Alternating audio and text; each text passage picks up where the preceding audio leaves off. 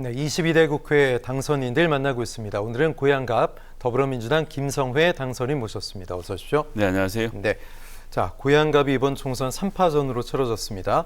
45.3%의 득표율로 20년 만에 민주당 고양갑 승리 결과를 가져오셨습니다. 당선 축하드리고요. 당과 후보 모두에게 좀 공이 있을 것 같습니다. 어떻습니까? 전 전적으로 당의 공이라고 생각합니다. 제가 잘난 후보라서 이렇게 해서 당선됐다라고 생각하진 않고요. 방금 말씀하신 것처럼 20년 동안 민주당, 특히 민주당에서 그러니까 당선자를 배출하지 못하고 그 중간 과정에서 이제 후보 단일화라는 이름으로 또 아예 출마 자체를 못했던 그런 지역위원장에 대한 어떤 안타까운 마음들, 민주당 지지자들의 마음이 지난 대선에 안타까운 패배를 거치면서 이번엔 민주당 후보를 한번 당선시켜보자는 마음이 일어났던 게 한 측면에 있다고 보겠고요. 그리고 윤석열 정권에 대한 심판의 기조도 워낙 강했습니다. 저 같은 경우는 지역 공약도 공약이지만 당이 걸었던 총선고인 못 살겠다 심판하자 이거 딱 8글자를 걸고 현수막을 처음에 전 동에다 걸고 선거운동 시작했는데 세간의 불안과는 달리 굉장히 전폭적으로 그 부분에 대한 지지를 해주셔서 된 것 아닌가라는 점하고요. 이제 아무래도 이제 심상정 의원께서 한 10년 넘게 하셔서 지역 정치에 대한 교체 요구도 좀 일부 있지 않았나 그렇게 보고 있습니다. 네, 선거 때 또 표를 달라고 호소하면서 만나실 때와 지금 당선되고 이후에 만나실 때 좀 많이 다를 것 같습니다. 당선 이후에도 계속 만나면서 인사하신다고요? 어떻게 목소리가 좀 변하게 느껴지십니까? 당선 전에는 하여튼 와서 반갑게 맞이해 주시는 분도 굉장히 많고 네. 또 악수를 청하는 분들 당선된 이후에도 그러시는 분이 많은데 체감적으로는 당선 이전보다는 좀 확 줄어들었다는 게 느껴지는 게 이게 당선되고 나서 유권자도 좀 차분해지신 것 같아요. 이제는 나는 내 투표에 할 몫을 다 했으니 이제부터는 당신이 알아서 하시오 라는 말씀들을 많이 실제로 듣기도 하고요.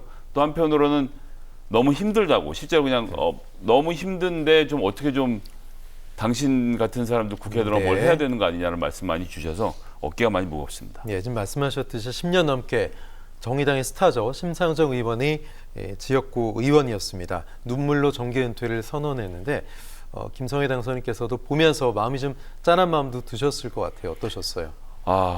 지지도로 보나 인지도로 보나 지역 내에서의 평판으로 보나 제가 비교할 수 없는 인물임에도 불구하고 유권자들이 선택해 주신 것을 보면서 참 민심의 무서움을 느낍니다. 그러니까 심상정 의원이 잘못됐다 이렇다라기보다는 지난 기간에 대한 평가가 있는 것이고 이번엔 좀 바꿔봐야지라는 사람들의 마음이 드는 것을 어떤 개인이 돌리게 되게 어려웠다는 것을 느끼고요. 지난 20여 년간 정의당과 특히나 심상정 의원께서 진보 정치에 기여해 오셨던 바 잘 알고 있고 지역 발전에 또 기여하신 바가 많기 때문에 그 뒤를 이어서 진보개혁 정치의 새로운 미래를 또 한번 열어보겠다는 각오도 다지게 됩니다. 네, 당선의 기쁨은 그야말로 잠시 유권자들도 차분해지셨으니까 당선인께서도 앞으로 4년 어떤 정치인으로 기록될지 참 궁금하고 기대도 큰데요. 좀 지역 얘기를 해보면 아무래도 교통 현안이 가장 중요한 이슈가 아닐까. 고양은평선, 심야버스, 버스 준공영제 등등 다양한 언급 이슈에 대해서 얘기하셨거든요. 어떻습니까? 일단 고양시 전체가 참 살기가 좋은 곳이거든요. 지내보면 모든 것들이 가까운 데 다 있고 사실 직장을 제외한 모든 것들이 있다고 말해도 좋을 정도로 참 좋은 지역인데 교통이 참 여러 가지로 잘 안 됩니다. 비근한 예로 2023년에 고양 시내 시내버스 운행률이 53%, 다른 말로 하면 거의 절반에 가까운 버스들이 차고지에서 놀고 있었는데 이게 서울이 공격적으로 준공영제를 하는데 고양시만 좀 외딴 섬처럼 여기에 끼지를 않으니까 기사의 수급에 있어서 전부 다 다른 지역으로 뺏기는 문제를 포함해서 제대로 교통체계가 돌아가지 않았다고 생각하거든요. 그래서 단기적으로 소프트웨어를 고치는 차원에서는 준공영제를 도입하는 걸 좀 우선적으로 추진하려고 하고요. 장기적으로는 지하철 또 경전철 등 트램 등 여러 가지를 복합적으로 들여와서 대중교통 탄소 중립의 사회로 가는 데 있어서 대중교통료의 이용률을 높이는 건 굉장히 중요한 이슈 중에 하나지 않습니까?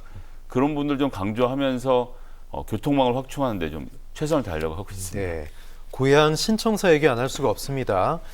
이달 초 청사 원안 착공에 조속한 요구를 촉구하는 주민 집회가 열렸습니다. 어쨌든 시 당국의 입장이 약간 변했기 때문에 주민들도 좀 혼란스러운 부분이 있는데 고양 민주당 당선인들의 입장은 다 같습니까? 4명의 후보가 공통 공약으로 시청은 원당에 새로 짓는다. 원안대로. 네. 이것에 대해서 합의를 했고 그래서 말씀하셨던 집회에 항상 고양갑의 지역위원장이나 현역 국회의원만 나왔었는데 이번에는 4명의 고양시 국회의원 중에 무려 3명이 함께 참여해서 같이 싸우겠다는 의지까지 좀 세운 마당이고요. 지금 현재 시의회의 구성이나 여러 가지로 봤을 때 이동환 시장이 본인 마음대로 시청을 백석동으로 이전하는 건 아예 불가능해졌습니다.